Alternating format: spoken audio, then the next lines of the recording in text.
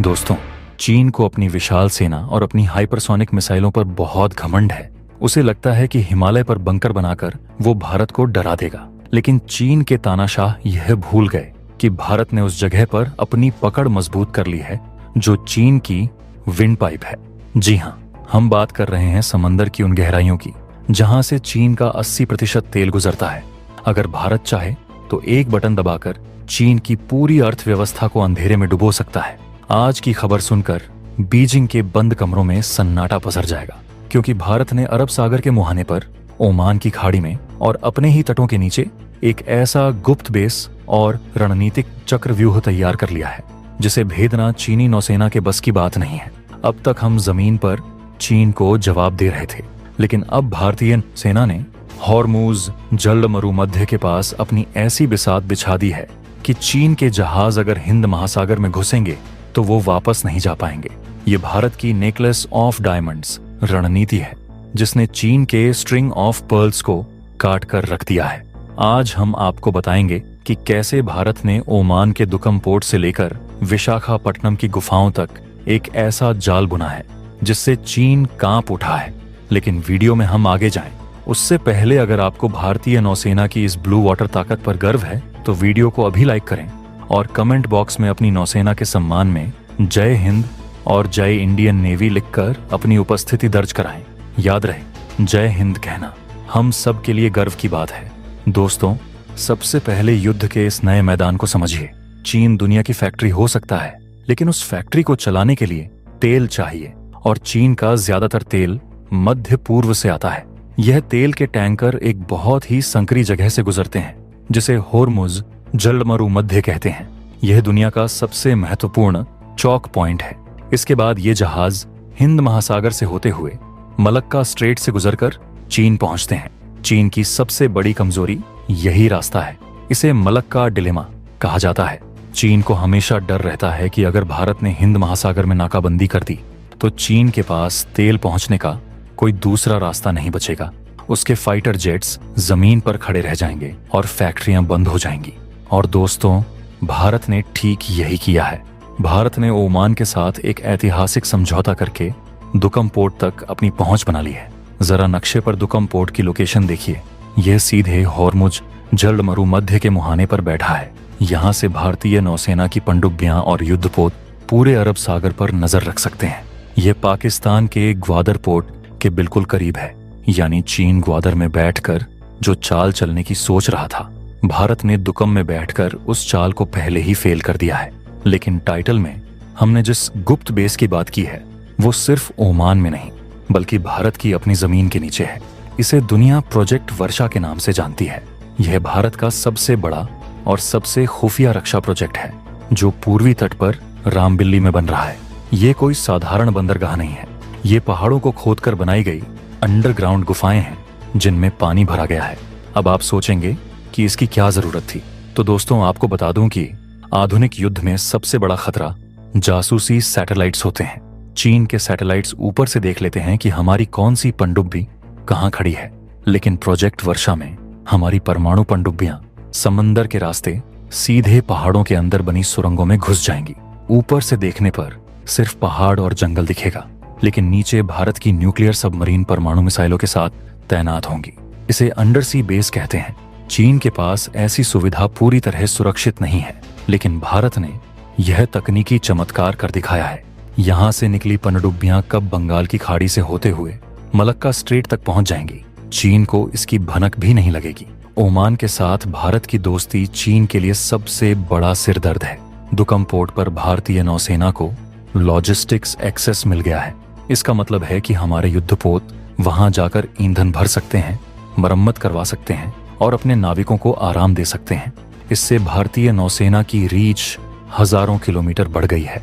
अब हमें बार बार मुंबई या कोच्चि वापस आने की जरूरत नहीं है।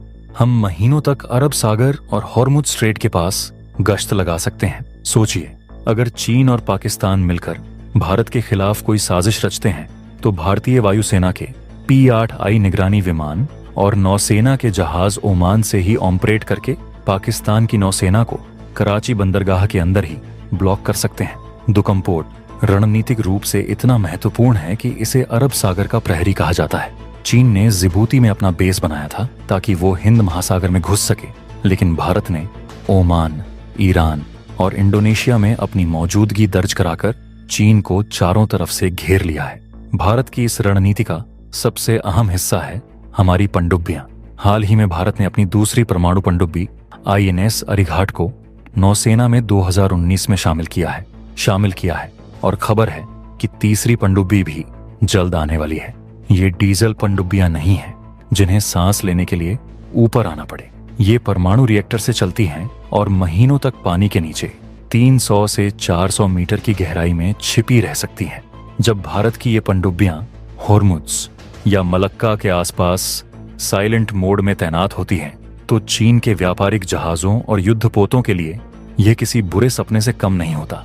समंदर में अदृश्य दुश्मन सबसे ज्यादा डरावना होता है।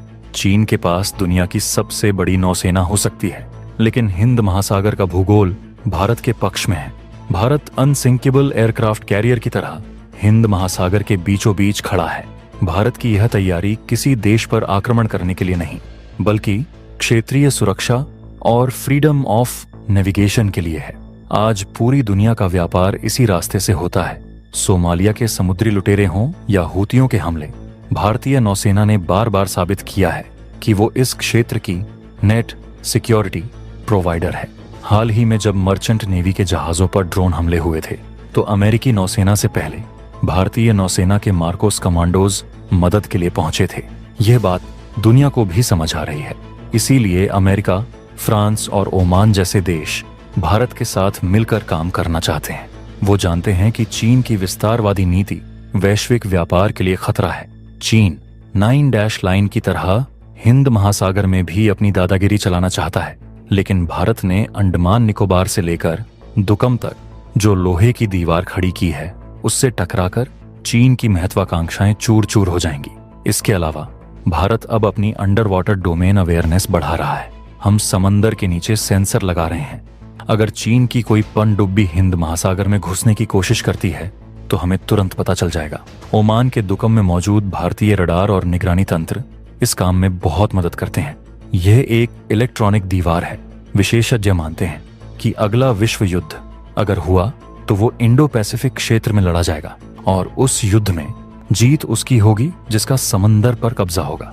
भारत ने अपने गुप्त बेस ओमान के साथ दोस्ती और परमाणु पनडुब्बियों के त्रिशूल से यह सुनिश्चित कर दिया है कि हिंद महासागर का नाम हमेशा हिंद महासागर ही रहेगा, न कि चीनी महासागर।